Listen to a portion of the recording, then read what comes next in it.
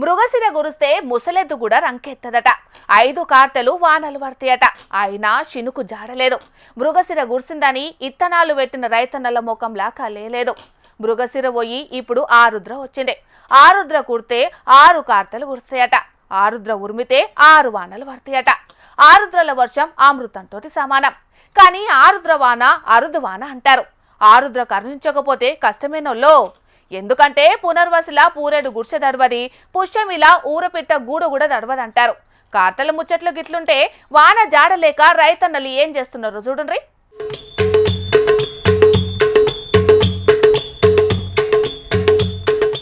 రైతుల చేతులు బురదను మద్దాడితేనే దేశం పచ్చగుంటది. కాని ఈ పారి కాలం పగబట్టినట్టే చేస్తున్నదోల్లో. ఎండల్ల వానలు, వానల్ల ఎండలు. అన్నదాతల గుండెల్లా కన్నీళ్లు అన్నట్టే ఉన్నది పరిస్థితి చూస్తుంటే. వానలు గురవాలనని, పంటలు దండిగా వండాలనని రైతన్నలు తిరగని కొండలేదు, మొక్కని దేవుడు లేదు.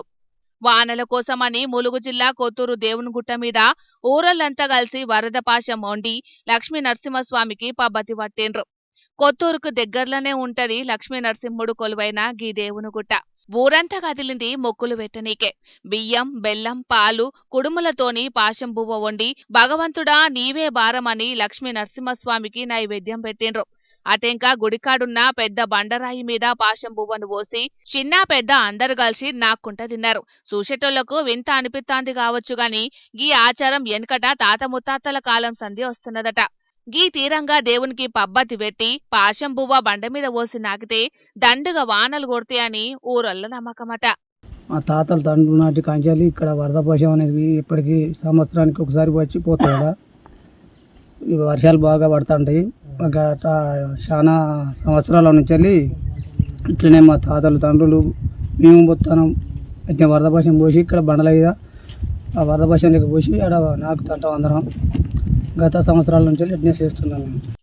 అదన్నట్లు వాళ్ళ నమ్మకం మల్లోపారి నిజం కావాలని మన జోర్దార్ తరపున కూడా కోరుకుందాం. ఇక అదట్లుంటే ఇత్తనాలు పెట్టిన రైతన్నల గోస చెప్పేతరం కాదు. మొదట మురిపించిన వానలకు మొలకెత్తిన పత్తి ఇత్తనాలు ఈ ఎండలు చెయ్యబట్టి అల్లాడుతున్నాయి. మళ్ళా ఇత్తనాలు కొనే తాహదు లేక రైతన్నలు పత్తి మొలకలను పొత్తిల్లా పసిగుడ్డును కాపాడినట్టు కాపాడుకుంటున్నారు. ఇగో చూసిండ్రు గదా ఆదిలాబాద్ జిల్లా రైతులు గోసెట్లున్నదో. మొదాలు మొల్చినయి, ఎండలకు అల్లాడుతున్నాయి. ఎనక సిరి పెట్టినాయి, చినుకు జాడలేక మొలకెత్తనంటున్నాయి. పత్తి పంట అంటేనే ఎక్కువ వాన మీద ఆధారపడి వండిస్తుంటారు రైతన్నలు. నీళ్ళ వసతున్నోళ్లు పైపులతోటి తుంపర్లు కొట్టి మొలకలను కాపాడుకుంటాండ్రు గాని వానదేవుని మీద ఆధారపడి పత్తిని వండించే రైతులకే శాన తిప్పలున్నది. కొన ఊపిరితో ఉన్న పత్తి మొక్కలకు బిందెలు పట్టి ఏర్లు దడుపుకుంటా జీవం పోస్తున్నారు. నీళ్ళు వానబడు లేదు, నీళ్ళు పెడదామంటే కరెంట్ ఇస్తలేడు. నేను వేరే నీళ్ళు అడుక్కున్నా, కరెంట్ సబ్బరబడి ఇస్తలేడు. పైపు నీళ్ళు ఇచ్చిన వాళ్ళు కుంటల మా మగ్గాలు తీసుకుపోతామని కరెంట్ ఇస్తే మేము పెడతాం నీళ్ళు. వాళ్ళ కూడా కొట్టమంటున్నారు. ఇక పత్తి గింజలు పెట్టినా ముబ్బినాయి, సగ్గినాయి. ఇప్పుడు మొలకల కొన్ని నీళ్ళు పోసినాము డబ్బలు పట్టి. ఎట్లా పోతే బతుకుతామయ్యా, ఎంతకని పోతాము.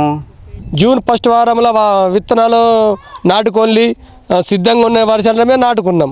ఈ తేలికపాటి వర్షాలతో ఇత్తు ఉబ్బుడు సగ్గడము రైతుకైతే మనశ్శాంతే లేదు. సీడు మొలుస్తే రైతుకు ఒక 2 కుంటలు అటో ఇటో మొలుస్తాయి కావున, కానీ వాతావరణమే అనుకూలించలేదు. ఇటు ఫర్టిలైజర్ దొరకలేదు. ఎంత కష్టం వచ్చిందే రైతన్నా నీకు. ఎటు చూసినా సక్కదనమే లేదు. తాన్సీ, తలమడుగు, జైనద్, బేల మండలాల్లా 80% పత్తిత్తులు పెట్టిండ్రట. ఇప్పటికే అప్పులు కుప్పలేని అని నెత్తి పట్టుకొని రందిల్లుతారు పాపం. మల్లోపారి ఇత్తనాలు కొనుడంటే అయ్యే ముచ్చటేనా? అప్పుల పాలే. అందుకే దేవుని మీద భారమేసిండ్రు. ఎనకటి ఆచారాలు వాటించి అందరి దేవుళ్లను శరణు కోరుతాండ్రు. వచ్చే 4-5 దినాలు ఆడాడ చినుకులు పడతాయని వాతావరణ శాఖ అధికారులు చెప్తుండేటాలకు రైతులు సంబరపడతాండ్రు. ఇంకా నాట్లు మొదలు కాకపాయే. మరి ఆరుద్ర గురిసినట్టేనో లేకపోతే ఏందో చూడాలేగా.